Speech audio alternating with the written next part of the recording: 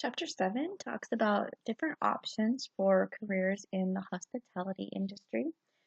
So, again, we want to go back to that question of why is this career field important to family and consumer sciences?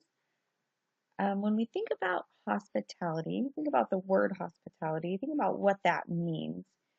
Um, we are here in the state of Mississippi. Well, USM is here in the state of Mississippi. Some of us aren't in the state, but a lot of us are in the state of Mississippi.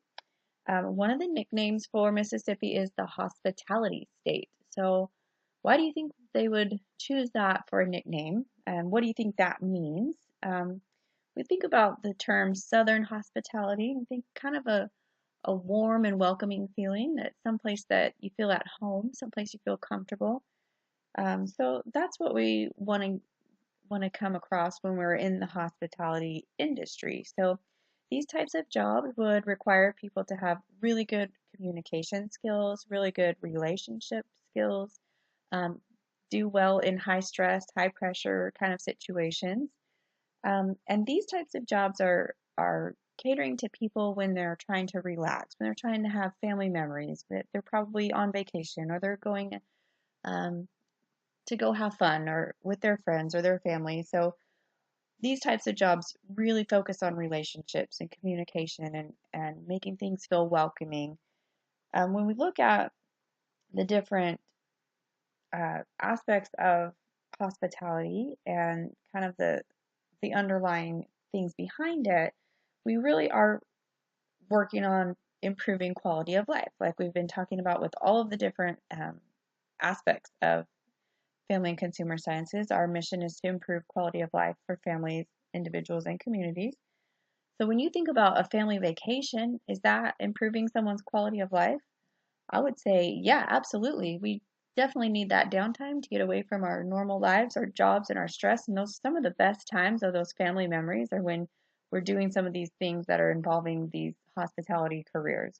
So you really can be a big part of someone's uh, making family memories, having family traditions, building family relationships. So these types of careers really can help to strengthen families and improve quality of life. So there's a few different sections that kind of go into hospitality. We've got food service, which we talked about in the last chapter, lodging, travel and tourism, recreation, and event and meeting management. Okay, so just a little bit back to food service. This is basically any kind of business that has any type of food. So really, that does encompass a lot of the things that are involved in the hospitality environment, like a hotel or a resort or a theme park. All of those kind of places also involve food service. One of the aspects of that is managing. So when we look at like a restaurant industry, for example, so the restaurants all have to have managers. So these are the people that would probably have um, more education, more experience. They've been in the field for longer, so they can be working on kind of the behind the scenes things, working on payroll and the records and all the legal stuff and keeping up with, accounting and paying the taxes and hiring new people and all of that managerial type of thing. And then we've also got catering, which goes hand in hand with the events planning that we'll talk about later in this chapter. Okay, so one of the categories is lodging. So this would be any kind of job that would involve a hotel, bed and breakfast, even a cruise ship, because that's kind of a hotel on the water. Um, Lodging jobs might take you all over the place. If you worked on a cruise ship, you could, potentially be traveling all over the world for your job. Things like uh, camps, for example, you might have there's wellness retreats. Sometimes there's weight loss retreats.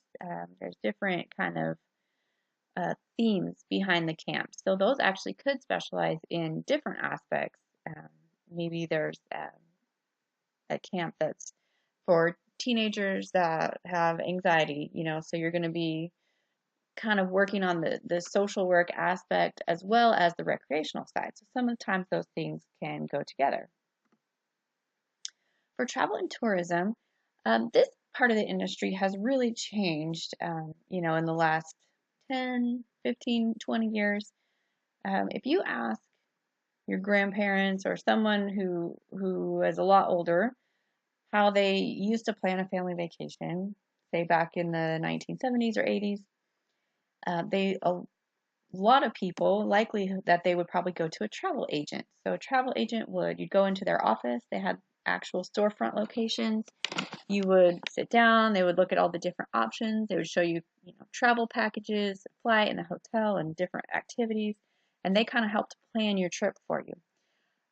There are still travel agents out there. It's just kind of a dwindling field because, like we've been talking about, a lot of different aspects. The technology has really changed this part of the hospitality um, culture of the environment of the types of jobs that are going to be available. There are not as many travel agents anymore because most of the time people just go online to book their flight and hotel and whatever. And if you want somebody to plan a vacation for you, there's tons of websites that will do that. So not to say that these jobs don't exist anymore, they have changed how they look. So instead of sitting in a local office of a travel agency, maybe you work for one of those websites that does do the travel planning, or maybe you work for a website that rates hotels and gives reviews and recommendations and things like that. Another part of the hospitality industry is recreation.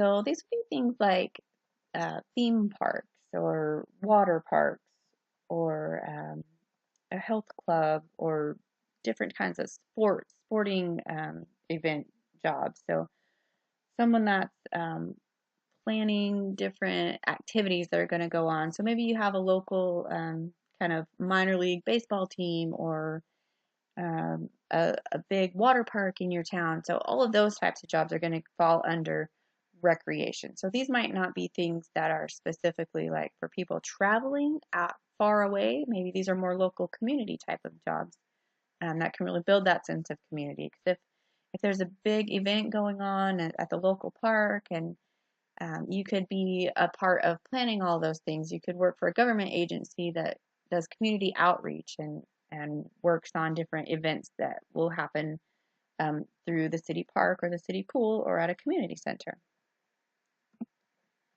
Okay, and then the last one we're going to talk about is event and meeting management. So event planners really have to work well under high stress, high pressure situations because when you're thinking about throwing a big event, there's so much that goes into it. That's like someone's very special time, right? So we'll think about like a wedding planner. Obviously, that wedding planner is going to have to really be working well under pressure. You probably got a bride that wants everything perfect, and the family is, stressed out because there's all this stuff going on. And I mean, when you think about a wedding, that's a huge, momentous occasion in any family.